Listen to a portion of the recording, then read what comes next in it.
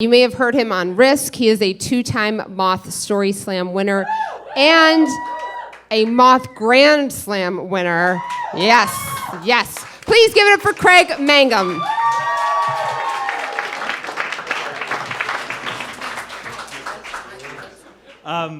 So I, like many a young, budding homosexual, was obsessed with Disney as a child.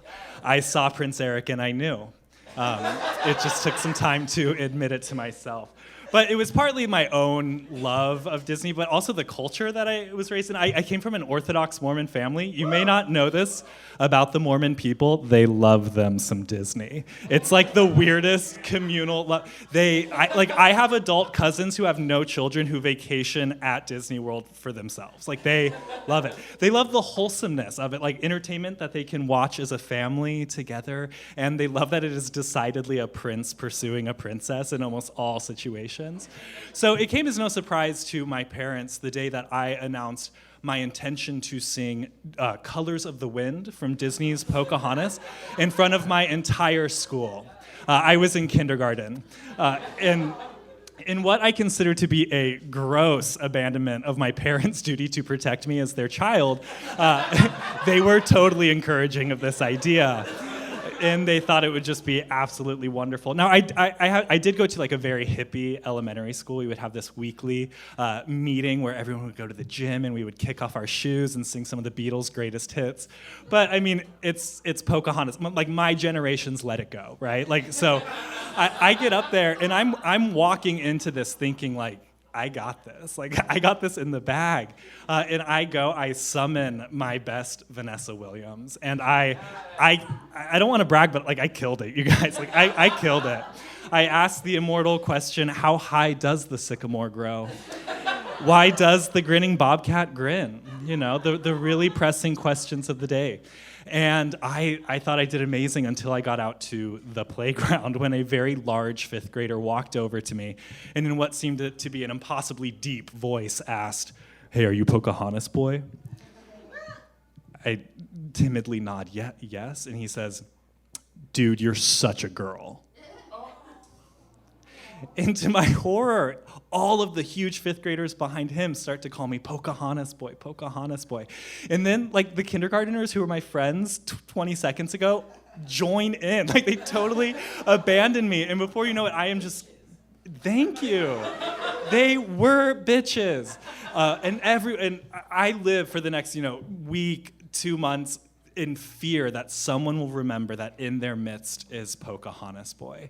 And I can point to that moment is literally the moment I entered the closet, and slammed the door behind me, and I wanted nothing to do with Pocahontas boy ever again. Before that, everything just existed in this blissful ignorance where you're just so gay and you have no idea what shame is. And so, but then after that, right, you move into the closet, and it's a small space. You have to leave a lot of yourself behind. And so, without any real sense of myself, I kind of just defaulted to what my brothers were doing. So I started to play sports, and I stopped listening to Disney and learned the music that they liked. I started to wear way too much Old Navy the way they did. And I even remember training myself to change my voice, to get rid of this effeminate little twang that would accompany the end of some of my words. And I hate to admit it, but that pattern continued for a very long time, an embarrassingly long time. When I turned 18, I followed in my brother's footsteps and attended Brigham Young University, a Mormon-owned university in Provo, Utah. At age 19, I signed up to be a Mormon missionary, and I was sent to Bolivia for 2 years, where I taught people about Mormonism. After that, I came back to BYU, and I continued to try to follow in their footsteps and do what all good Mormon boys do, which is start dating and get married at an unreasonably young age, have so many kids, and start your happy Mormon life. But at that point, my deeply closeted self finally conflicted with my religion, and I'm proud to say I did not choose to pursue that life path. Instead, I discovered what we call the BYU Underground. This is a group of gay, lesbian, bisexual, transgender, queer, atheist, agnostic, divorced, non-Mormon students who, for whatever reason, do not fit that very narrowly defined Mormon mold. And whereas I thought like the Mormons were my people, I found out, no, this subset, this subgroup, they are actually my people. Now, BYU is a very difficult place to come out of the closet. When you enroll, you sign a document called the Honor Code. It's a legally binding document between you and the university in which you agree to live Orthodox Mormon teachings for the duration of your education. If you're found to be breaking any of these rules, you can be expelled from the university with no promise that they will release your transcript, thus effectively erasing 4 years of your life, thousands of dollars, and really making it impossible for you to transfer to a new university. In addition to that, there is the possibility that you could be excommunicated from your religion as a result of all of these things. So you can imagine, on top of the internalized fear I had, like there is also this structural fear of this university.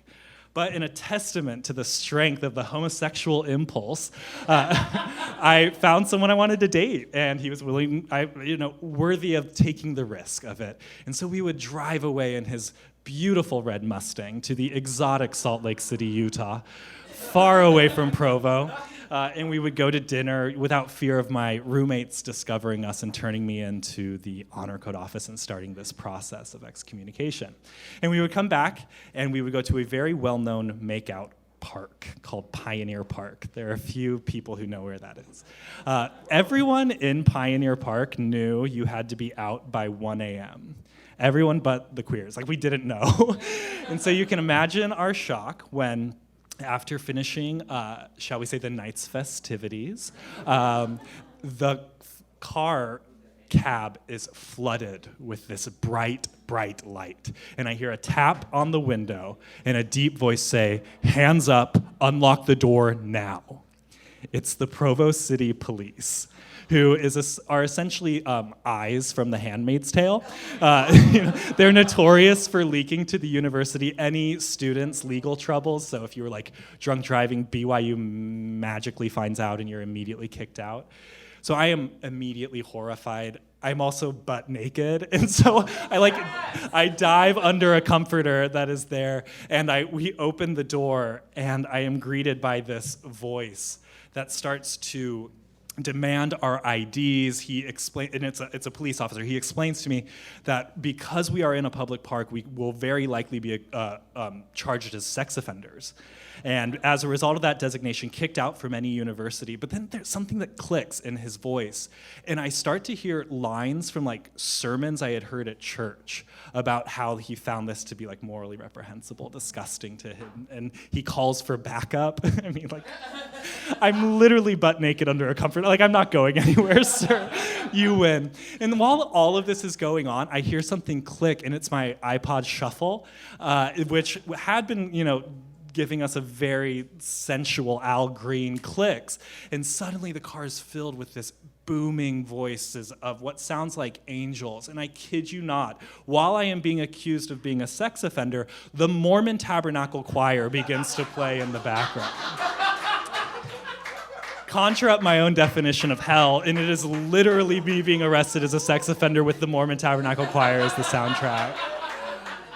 So I'm just soaking in this moment, and I emerge one leg from under the comforter and click off the volume button, ending this awful, awful moment. Luckily, the police officer very quickly realized there is no threat here. We are of age. He checks our IDs, and he lets us off the hook the way he had all of the other cars, just they hadn't gone through the same interrogation we had. As we're driving back to campus, I'm very, very quiet, and my boyfriend kind of just nudges me. He says, "Hey, are you okay? That was a lot." And I'm sitting in my mind, and I'm thinking, is this a sign? Like, is this a sign that's saying, stop the path you're on, stop what you're doing, don't leave this world that has been safe, don't change the rules, don't challenge this? I'm saying, should I do this? Should I do that? Should I keep going? And I realized everything was prefaced with should I? And I took a breath, and I thought, what do I actually want to do?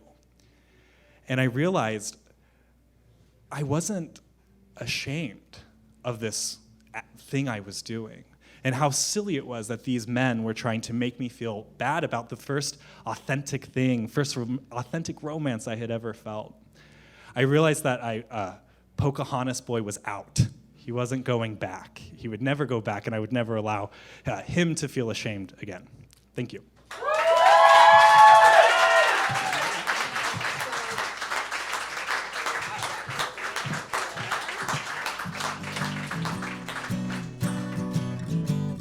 Yum's the word